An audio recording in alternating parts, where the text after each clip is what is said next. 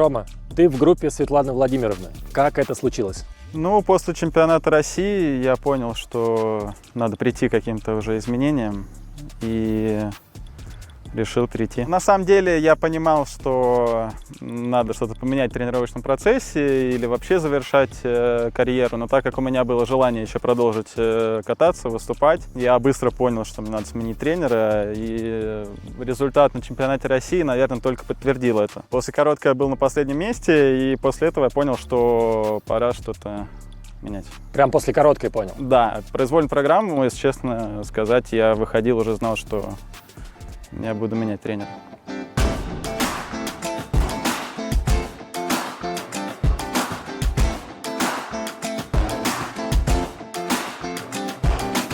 Как коммуникация выстраивалась? Да, отлично, на самом деле, потому что больше всего из фигуристов я общался именно с ребятами группы Светланы Владимировны. Я примерно даже понимал, как работает Светлана Владимировна. Даже бывал на тренировках, я помогал Дане Самсонову. Один раз приезжал с номером на шоу. В принципе, с первой же тренировки у меня было ощущение, будто я здесь давно. Хотя я все-таки 18 лет провел у Алексея Александровича. Первое, что тебе сказала Светлана Владимировна? По телефону я ей звонил по поводу перехода, и мне кажется, она что-то из серии «Что, с ума сошел?» Что-то такое. Он всю программу улыбается, Ром, а ты ждешь сегодня соревнований. Он всю программу улыбается. Моя программа тоже, я все время такая вот это вот, я бы уже начала бы все-таки. Брависсимо, Маринин!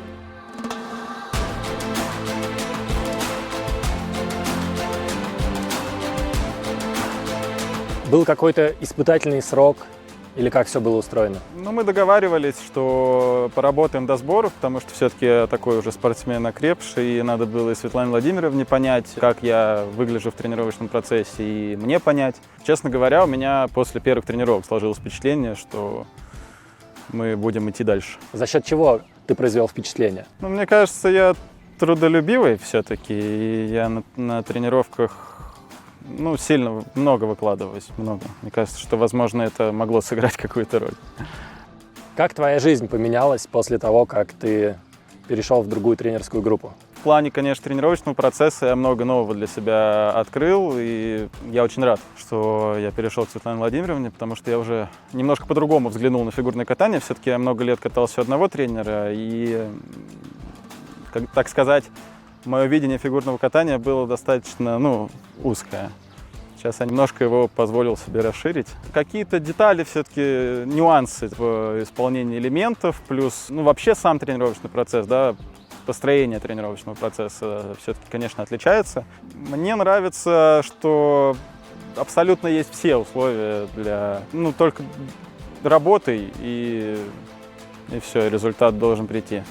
Потому что дают все возможные условия, есть все необходимое. К чему сложнее всего было привыкнуть? Сложнее всего, наверное, то, что программы у меня немножко сейчас по-другому выстраиваются, и они более насыщенные, более наполнены по каким-то шагам, рукам. И все-таки я здесь стал больше катать программы и целиком, и частями, нежели в прошлом тренерском штабе. Я думаю, что вот это мне дается тяжелее всего.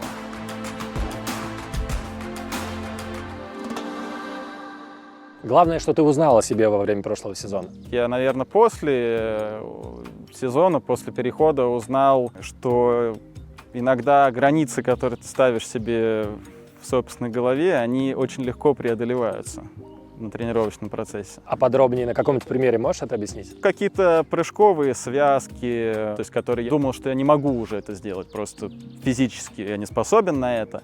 Оказывается, что если немножко себя преодолеть, то все достаточно легко получается. Я думаю, что вот этот момент я узнал после перехода, и, конечно, его и в жизни можно использовать. А почему ты думал, что чего-то не можешь? Не знаю, наверное, какое-то мышление, что я уже взрослый спортсмен, и что у меня уже нету каких-то возможностей что-то новое попробовать. Не знаю, какой-то вот такой стереотип. А как это менялось в твоей голове? Понимал, что я не просто так прихожу, а как раз-таки для того, чтобы все-таки меняться, пробовать что-то новое для себя. И поэтому, когда Светлана Владимировна давала какие-то новые для меня задания, конечно, я уже старался их преодолеть. Шел, так сказать, на то, чтобы переступить через себя, и у меня получалось. Страшно было? Было. Ну, именно вот преодолеть все это, да, какие-то моменты, да, было страшно. Конечно. Некоторые элементы, да, бывает страшно. Но ничего. Светлана Владимировна, она какая? Она добрая, она внимательная, она очень сдерживается в работе со мной. Я не знаю, она, может быть, поняла или заметила, что со мной, ну, лучше не кричать лишний раз, да, как-то где-то спокойнее. Я замечаю, как Светлана Владимировна сдерживается. И это очень приятно. Потому что не все получается, бывает, и она сдерживается иногда. Но иногда надо накричать, это замечательно. И у нее к разным спортсменам разный подход.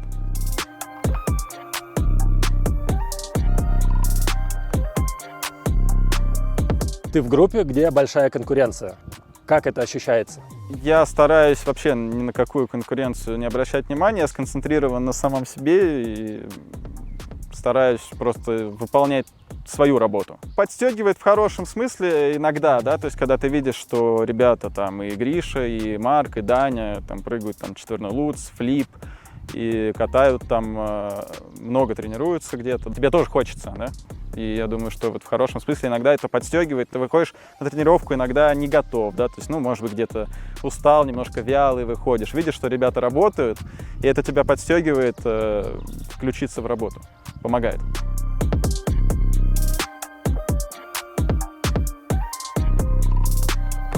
Твои главные ожидания от предстоящего сезона? Я надеюсь, что он будет успешным, что мне удастся вкатать программы, потому что, ну, сейчас они немножко изменились, видоизменились. Я такие программы, в принципе, не катал насыщенные. Я надеюсь, что, ну, просто что сложится все успешно. То, что я перешел, я уже этому рад и доволен, потому что я говорю, что многое для себя все равно открыл и приобрел уже сейчас. А в плане спорта я как-то старался никогда не ставить каких-то прям конкретных целей, потому что когда что-то где-то сбивается с пути, ты начинаешь в себе сомневаться. Я просто стараюсь идти поэтапно, шаг за шагом.